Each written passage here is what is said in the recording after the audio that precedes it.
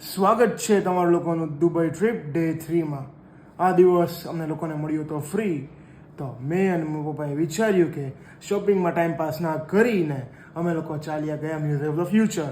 તો museum of the future load થાય છે ઇન 3, 2, 1, ગો.